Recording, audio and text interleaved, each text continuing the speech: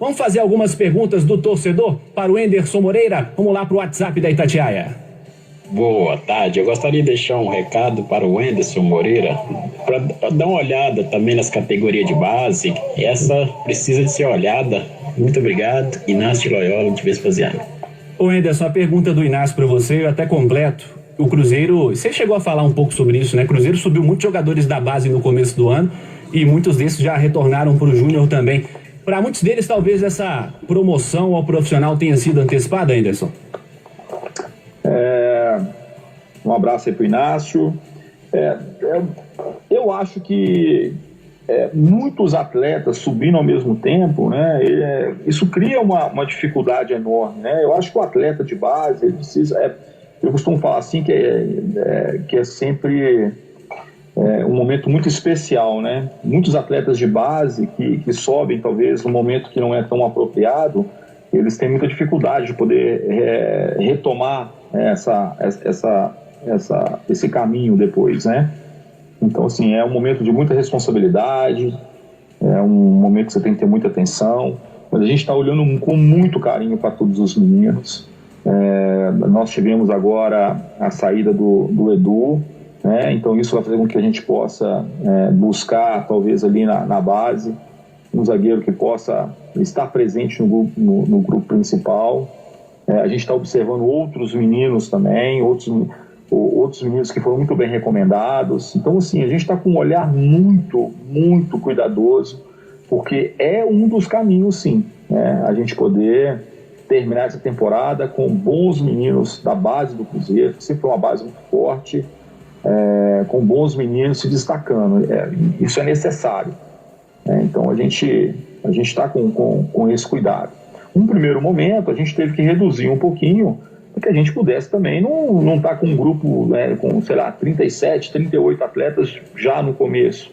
A gente precisa que esses meninos possam vir e serem realmente avaliados, né? Serem analisados, né?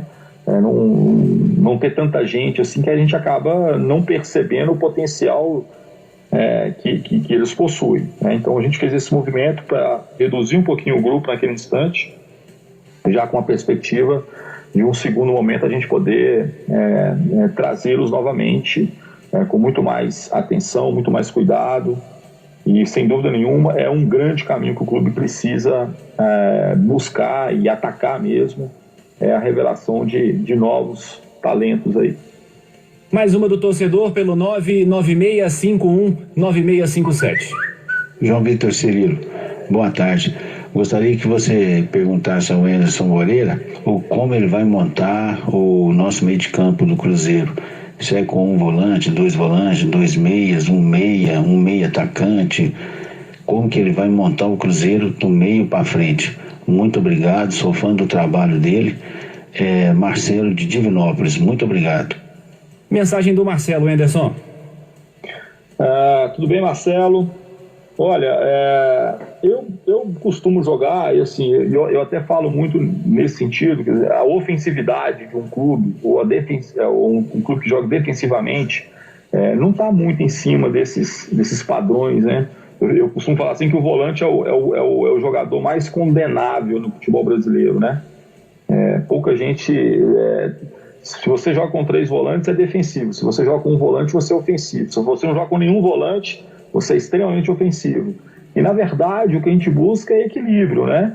Então, assim, a gente pode jogar com 2 volantes, a gente pode jogar com um volante, e em algumas situações, né, não é muito o meu perfil, eu não uso isso, né, muito, mas pode acontecer em algum momento de usar até 3 volantes, né?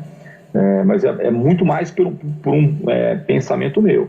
Mas tem equipes no mundo aí que possuem 3 volantes e é extremamente ofensiva, como tem equipes que jogam com um volante só e é muito defensiva também, né? Porque não libera tantos laterais, segura um pouco mais a linha defensiva.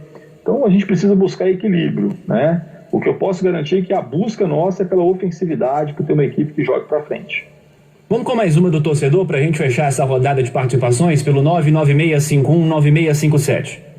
Boa tarde a todos aí do Mesa Redonda da Itatiaia, que está falando aqui é o Germano do bairro Céu Azul. Gostaria de saber se já teve tempo de observar os jogadores que ele tem no grupo. E nesse tempo de trabalho, se tivesse jogo amanhã, você já tem o time titular dele na cabeça. E se tem, se ele pode falar. Obrigado. Tá com pressa o torcedor, ou Anderson? Poxa vida, eu gostaria de falar desse time agora, entendeu? Mas eu não posso fazer porque a gente nem conseguiu reunir todo o grupo ainda. Eu ainda vou fazer algumas experiências, assim, né? Mas é claro que eu tenho já uma ideia um pouquinho daquilo de como a gente vai iniciar. Mas, assim, é muito prematuro ainda externar isso, porque a gente com certeza... Eu costumo falar uma coisa para o jogador que é o seguinte, olha, uma das certezas que eu tenho é que o time que for entrar a primeira rodada do campeonato não vai ser o time que vai terminar o ano, entendeu? Isso eu tenho certeza absoluta. Então, não vai importar muito como começar, mas importa muito é como vai terminar. Então, eu tenho uma ideia, mas tenho também tranquilidade de saber que essa equipe ela é como se fosse um ser vivo, assim, né? Ela vai para um lado ou vai para o outro de acordo com as partidas, os encaixes. Então é uma equipe que ela não pode ser uma equipe já pronta agora. Ela precisa ser uma equipe que vai ser construída no decorrer de uma competição. Samuel Venâncio, mais uma pergunta sua para o Anderson Moreira, técnico do Cruzeiro. Vamos lá. Ô Anderson, você falou aí da saída do Edu, foi um recurso que o Cruzeiro teve que buscar até para este pagamento, para colocar a folha salarial em dia, e tudo deve ser normalizado nesta semana. Você teme que o clube precise fazer outras vendas neste meio do processo para honrar compromissos ao longo de 2020? Ou isso não foi passado para você pelo presidente Sérgio Santos Rodrigues? Como que vai ser conduzido esse processo, até em termos de outras vendas que possam acontecer? Ô Samuel, o presidente, ele tem sido muito claro, assim, ele quer nos oferecer a melhor equipe possível. E uma das coisas que ele falou também é que ele quer cumprir com as obrigações do clube em termos salariais, ele quer deixar tudo em dia. Isso vai passar uma estabilidade muito positiva para o grupo, uma mensagem de que as coisas estão caminhando bem, entendeu? Então, assim, depende, eu sempre falo assim, eu acho que o Cruzeiro, e o presidente tem esse pensamento, acho que nenhum jogador é inegociável no clube, desde que possa realmente ter bons valores. Ele teve que fazer nós tivemos que abrir mão de alguns atletas.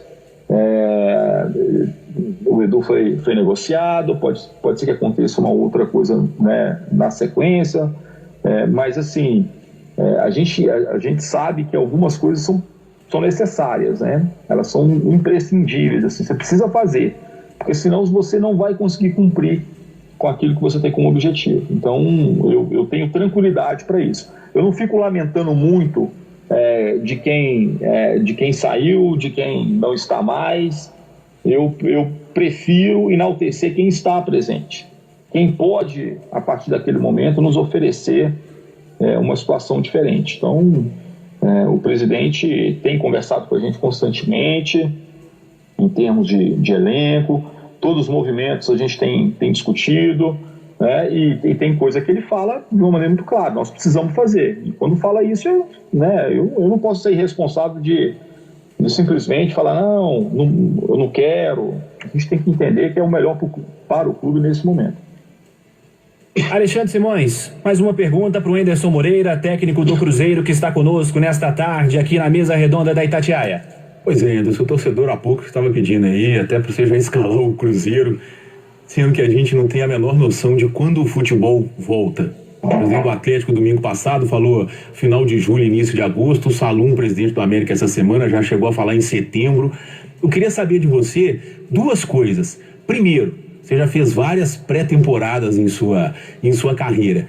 Eu queria saber em que estágio, se existe um percentual que a gente pode dizer que o Cruzeiro está do que seria ideal de uma pré-temporada, se as atividades chegam aí a 50% ou 60% do que poderia ser feito. E a outra coisa que eu queria saber, que é mais ou menos a mesma coisa, é o seguinte: a pré-temporada é o desejo de todo treinador, mas de repente uma pré-temporada de 2, 3 meses, ela pode ser prejudicial pela questão de se transformar numa coisa monótona, até porque não pode ter o jogo treino, por exemplo, o coletivo, porque se tem um coletivo ou um jogo treino, pode ter o jogo, porque vai ser com o portão fechado. Pode virar uma coisa monótona, difícil de ser até administrada pela comissão técnica se o tempo for muito longo? Você está coberto de razão, nem lá nem cá, né? A gente reclama que não tem muito tempo para poder fazer uma pré-temporada, mas também uma pré-temporada de 90 dias, 120 dias é uma coisa que ninguém deseja também, né? Eu acho que a gente tem, assim, períodos que são ideais. Eu costumo falar que uma boa pré-temporada ela deve ser feita em 30 dias. Eu acho que é um período ótimo, assim, né? É ótimo para que você possa iniciar uma competição de 30 a 40 dias, né? A gente já fez pré-temporada de 10 dias, 9, né? Que não é o ideal. Mas também fazer esse período todo pode ser extremamente traiçoeiro, né? O que a gente tem tomado, assim, como cuidado? A gente... um primeiro passo, a gente pegou os atletas num período de inatividade muito maior do que a gente já encontrou em qualquer situação. Então, assim, a gente está trabalhando com 2 valências físicas até semana passada, né? Como base para essa equipe, que seria a resistência aeróbica e a força. Então, a gente desenvolveu as atividades todas, até com bola, mas com esse pensamento. A partir dessa semana, a gente inicia também já um trabalho mais tático, né? Se tudo der certo, né? Se a gente não tiver nenhum problema assim, a gente começa já com os trabalhos mais técnicos, mais táticos. E uma providência que eu tomei, juntamente com toda a comissão técnica e com a direção, como a gente não tem uma data definida, porque quando a gente tiver uma data definida, nós vamos trabalhar sábado, domingo, né? Não tem problema para a gente. Mas enquanto não tem, a gente precisa trabalhar com um certo cuidado. Então a gente tem 5 intervenções, né, durante a semana, o que a gente acha que é muito prudente para esse momento. Que é o que? A gente trabalha segunda, terça, quarta, quinta e sexta-feira. Aí a gente está parando um pouquinho, né, no sábado e domingo para uma reapresentação na segunda-feira, até que a gente tenha uma noção melhor de quando nós vamos ter esse reinício, né? Porque senão a gente pode realmente criar um desgaste enorme antes de iniciarmos a competição. Então a gente precisa frear um pouquinho essa curva também, né? A gente está falando tanto de curva aí de pandemia, então assim, a curva nossa de ápice de forma física, técnica, tática, a gente precisa controlar ela um pouquinho para que no momento certo a gente possa estar preparado para reiniciarmos a competição ou iniciarmos a Série B. Júnior, o Anderson, parece que os clubes estão enxugando, pode ser uma nova tendência, seus grupos menores, mas com atletas mais versáteis. Aqui mesmo, o São Paulo tem falado muito isso, 25, 26 atletas, já ouvi você também falando de diminuir o grupo. É uma nova tendência, versatilidade no lugar de quantidade. Eu sempre fui favorável, porque a gente vê, principalmente quando tem mais de uma competição, fim do ano, contusões, cartões, problemas. Grupo de 32 sempre achei muito interessante. E até na situação do Atlético ela é um pouco diferenciada, porque o Atlético vai manter um time de sparring, que é alguns jogadores que estão meio renegados a serem negociados, alguns meninos que têm um potencial. É uma situação um pouquinho diferente, porque você, se precisar, busca nesse time. Você acha que é um novo caminho que vai acontecer no futebol, até para economizar gastos? E mais uma para complementar. Desse período, dessa pausa, eu imagino que você estudou mais, reviu conceitos, teve muita teoria. Teve algo que você falou, olha, isso aqui foi uma grande sacada, eu vou pegar, ou reviu alguma outra coisa durante essa pandemia que talvez tenha sido o momento que todos nós aqui do futebol mais conseguimos estudar, ter calma para ver, rever, até analisando jogos também. Fala um pouquinho disso, Anderson.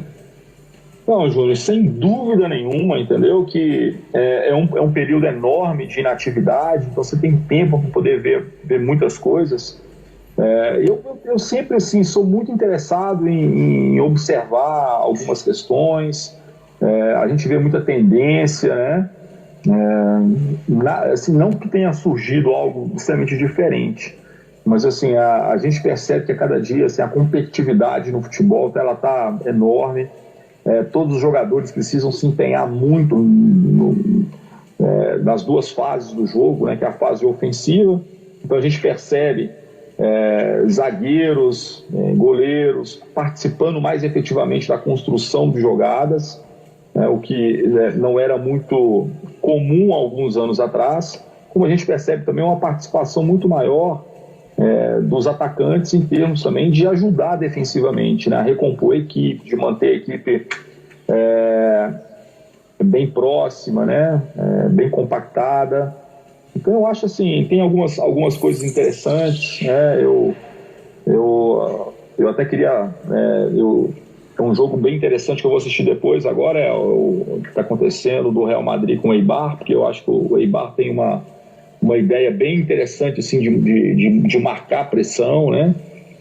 Então assim, a gente vai visualizando algumas coisas, entendendo um pouquinho o que cada equipe, cada treinador tem como ideia, sabendo de uma forma bem clara, né, Júnior, assim, que nem tudo que você vê você vai conseguir, né, transportar para a sua realidade. Então é ter consciência disso, saber que ideias são boas, mas você precisa transformá-las em coisas práticas, né? Senão não vai funcionar. Não adianta você pensar uma forma extremamente diferente de jogar se você não consegue fazer com que a sua equipe transporte isso para dentro de campo. Então é sempre o desafio. Em relação ao número de atletas, eu acho que uma equipe como o Cruzeiro, que tem um bom trabalho de base, tem um ótimo treinador, né, que é o Micali, o Rogério Micali, tem uma estrutura fantástica assim, para a base, tem bons jogadores. Essa equipe do Sub-20 ela precisa sustentar um grupo menor no profissional. Essa é a nossa ideia. Até porque a gente precisa, por exemplo, numa emergência, é melhor a gente ir lá embaixo, pegar um jogador, né, mais novo, mas que está sendo bem preparado, né, e colocar no time ali principal, do que você manter um grupo extremamente grande, com jogadores que às vezes ficam muito distantes da titularidade. Eu já vi assim, treinadores que montaram 3 equipes, eram, sei lá, 33, 34, 35, 38 jogadores. Eu acho que um grupo grande se justifica quando você não tem embaixo um bom trabalho de base, um trabalho de base consistente. Aí justifica porque a competição, os campeonatos vão exigir que você, em algum momento, precise de um atleta que às vezes tenha jogado muito pouco. Mas no caso do Cruzeiro, principalmente, eu acho que com o trabalho e a qualidade do Sub-20, a gente tem como ter um grupo mais enxuto, onde todo mundo cria uma expectativa maior de poder ser titular da equipe ou jogar mais, e quando for necessário a gente possa recorrer nessa equipe Sub-20. O Henderson citou Real Madrid e Eibar. Estamos assistindo aqui também, tá? Nesse momento com 36 do segundo tempo, Real Madrid vencendo por 3-1. Marcelo fez gol, inclusive, para a alegria de Léo Figueiredo. Tony Kroos, Sérgio Ramos e Marcelo contra um do Pedro Bigas, 3-1 para o Real Madrid. É a retomada do Campeonato Espanhol. Hoje o Real Madrid fazendo seu primeiro jogo. Ontem o Barcelona esteve em campo contra a equipe do Mallorca, né? Lionel Messi fez só um gol e deu 2 assistências à vitória fora de casa. Fala, Cadu. Enquanto o Cristiano Ronaldo, para tristeza do Léo Figueiredo, perdeu um pênalti na sexta-feira no jogo Juventus e Milan. Ele está feliz e triste. Mas mais feliz porque ele torce pro Real Madrid. Exatamente. E o mais importante nesse gol do Marcelo que você mencionou foi a comemoração, né? Ele fez menção ali, um gesto antirracista, fez menção ali ao acontecimento com o George Floyd, né? Todo mundo sabe o que aconteceu, foi morto por policiais de forma cruel, e o Marcelo, que nunca nem se mostrou um jogador tão engajado aí, pelo menos dessa vez fez um gesto bacana. Para a pergunta para o Henderson. Ô Henderson, você vive uma situação bem particular no seguinte sentido. O diretor de futebol no Brasil é visto muitas vezes como um mero negociador, como um mero integrante do clube no mercado. E no Cruzeiro, o diretor de futebol é um cara que conhece muito campo e bola, conhece muito tática, conhece muito teoria de futebol. Pelo menos 2 livros sobre tática ele tem, porque eu tenho os 2. Não sei se ele tem mais um e eu tô desatualizado, mas pelo menos 2 ele tem e eu já li. Estamos falando do Ricardo Drubsky. E essa dobradinha, Henderson e Drubsky, já deu certo em outros momentos, né? Vocês foram campeões pelo Cruzeiro da Copa São Paulo, juntos, revelando o Guilherme. Depois fizeram sucesso juntos no América, perdão.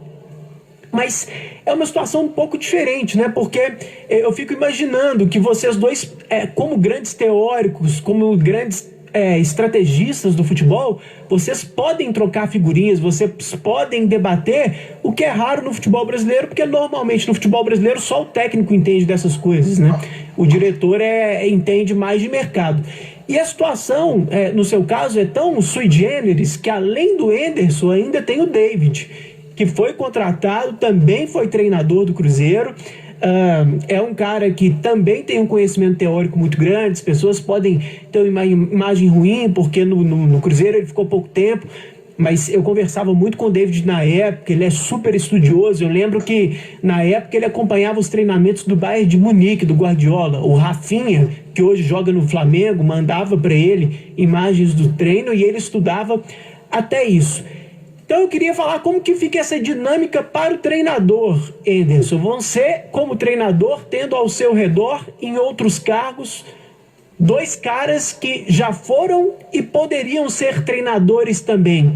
Eles dão palpite em escalação, em esquema tático, ou não chega a tanto.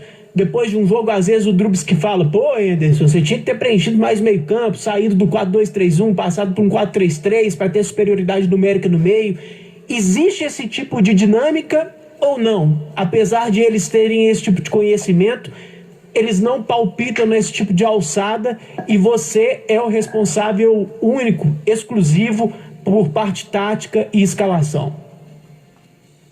Cadu, assim, como vai ser no Cruzeiro eu ainda não sei, porque nós não tivemos jogos ainda, né? Então eu não sei como é que vai ser essa dinâmica ali dos dois, né?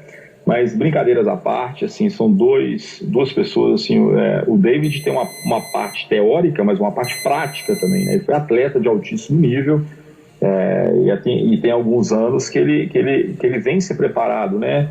Tanto para o lado técnico, né? Como o lado de gestão também. Então, assim, eu acho que tem sido muito positivo, né? E o Ricardo, eu tenho uma história com ele. O Ricardo foi meu treinador no infantil do Venda Nova em 86, então é uma admiração, né, que eu tenho pelo Ricardo como treinador, como gestor, como uma das pessoas que mais, na minha concepção, mais conhece de futebol aqui nesse país, assim, né, por ter tantas facetas, né, ter passado por tantas funções, né, e ser extremamente prático também, é o que eu sempre me chamou muita atenção. O Ricardo, embora tenha esse lado todo teórico dele, o Ricardo sempre foi muito prático, muito direto naquilo que pensa sobre o jogo. Então, assim, eu tenho um privilégio absurdo de ter pessoas com essa capacidade, a gente poder discutir, a gente poder conversar. De uma coisa eu posso te garantir, Cadu, assim, a decisão sempre vai ser minha, entendeu? Independente da conversa que a gente tiver, a decisão é minha e a responsabilidade é minha, e eu sei muito bem disso. Mas eu também não sou uma pessoa que não tenha, né, a capacidade de poder escutar.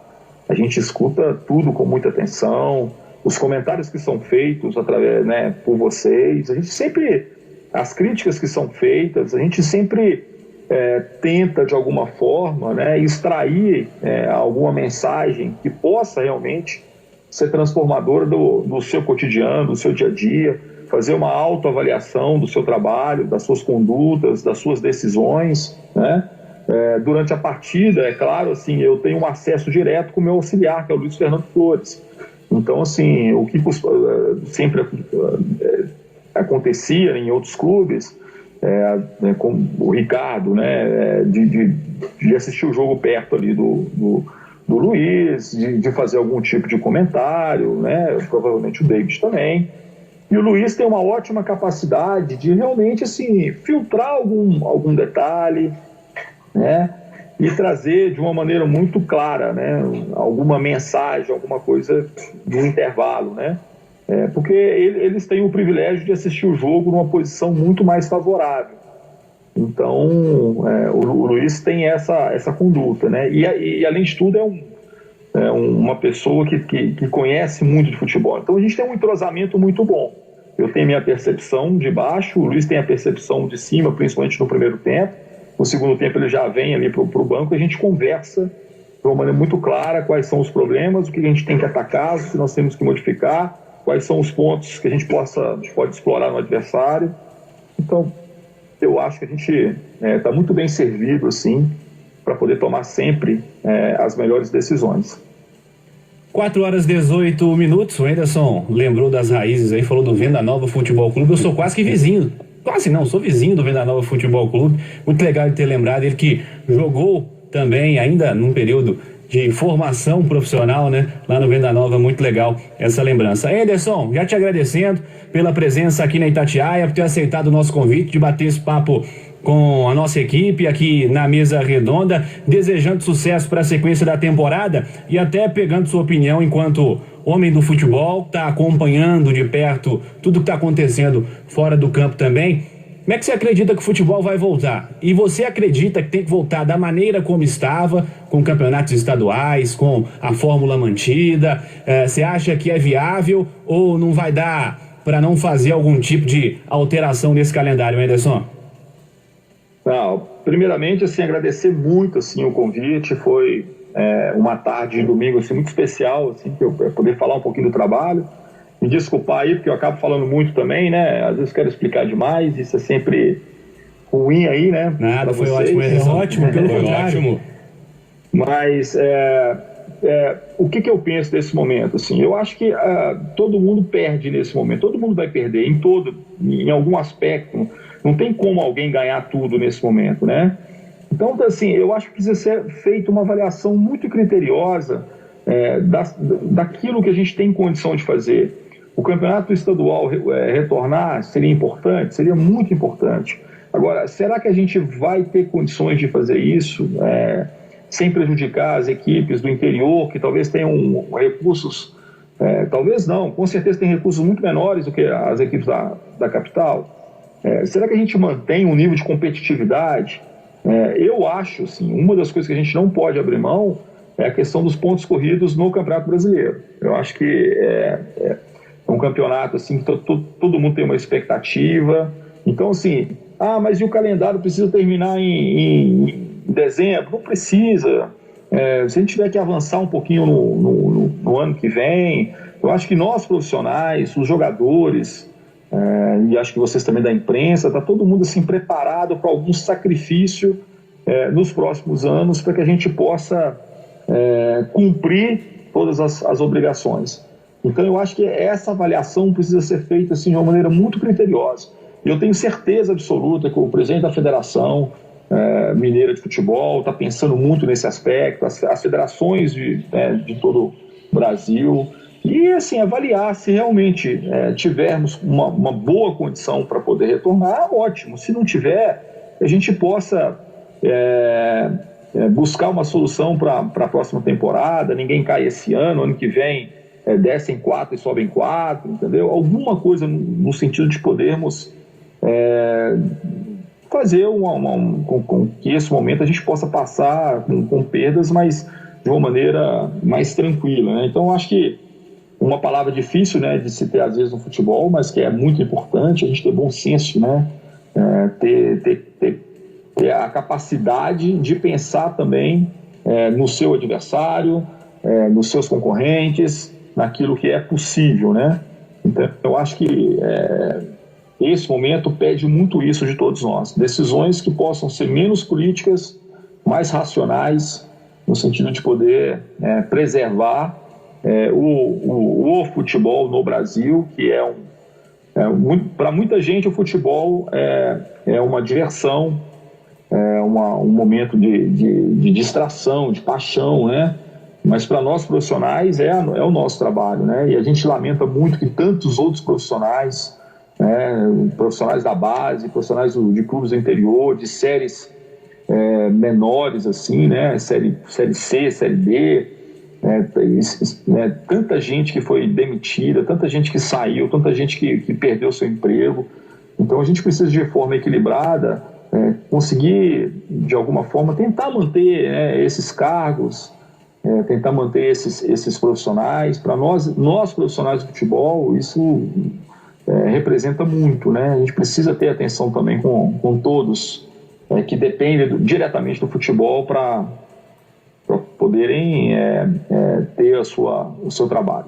É importante esse depoimento do Anderson, viu? Porque semana passada, Cirilo, a gente até conversou sobre isso na mesa redonda com 7 câmeras. A conta mais baixa que eu já vi com relação ao Brasil é de que o futebol envolve cerca de 150 mil profissionais. Essa conta eu já vi chegar até 300. Algumas variações são possíveis se você incluir a várzea ou não, se você inclui trabalhadores que fazem uma espécie de freela, que trabalham eventualmente em jogos ou não, por isso que a conta pode ser tão discrepante.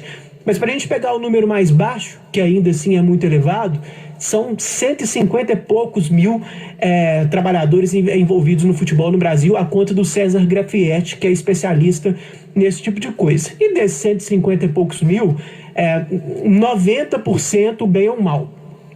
Isso também varia, mas em geral você pode colocar que 90% ganham mal, uns 5% assim, ganham num estágio intermediário e bem mesmo, sempre está na casa ali de 3%, 4%, 5%. Salários astronômicos não são a realidade da maioria. Exatamente. Então para passar um pente fino aí, né? Na quantidade e no tipo de gente que está sem o emprego. É uma quantidade muito grande e a maioria das pessoas com realmente limitações acachapantes. São poucos os que podem se dar o privilégio de ficar esse tempo sem trabalhar dentro do futebol. Sim, sem dúvida, Cadu. Anderson, mais uma vez, muito obrigado, boa semana, boa temporada para você e para o Cruzeiro. Muito obrigado mais uma vez assim, pelo convite, foi um prazer enorme estar conversando com todos vocês. E espero sinceramente que a gente possa passar por esse momento tão difícil, com pessoas que estão perdendo parentes, pessoas tão próximas assim, né? Que a gente possa sair disso, né? Ter uma perspectiva muito melhor e que de alguma forma o futebol possa ajudar também, né? Que possa contribuir, que a gente possa ser um momento prazeroso para todos, respeitando a paixão de cada um, mas principalmente assim, de poder oferecer um bom espetáculo para todos, né? Não vai resolver, mas pode amenizar um pouquinho, né? Com certeza, o sofrimento de tantas pessoas, né? Então eu espero que a gente consiga ter um caminho, ter uma luz e que a gente possa retornar e contribuir de alguma forma. Legal, um abraço pro Anderson Moreira, técnico do Cruzeiro, que esteve conosco nesta mesa redonda da Itatiaia. Samuel Venâncio, mais uma vez, obrigado também pela participação. Sempre um prazer contar contigo aqui na Itatiaia. Valeu, João Vitor Cirilo, obrigado ao Anderson Moreira, Júnior, Cadu e Simões. Valeu, tamo junto.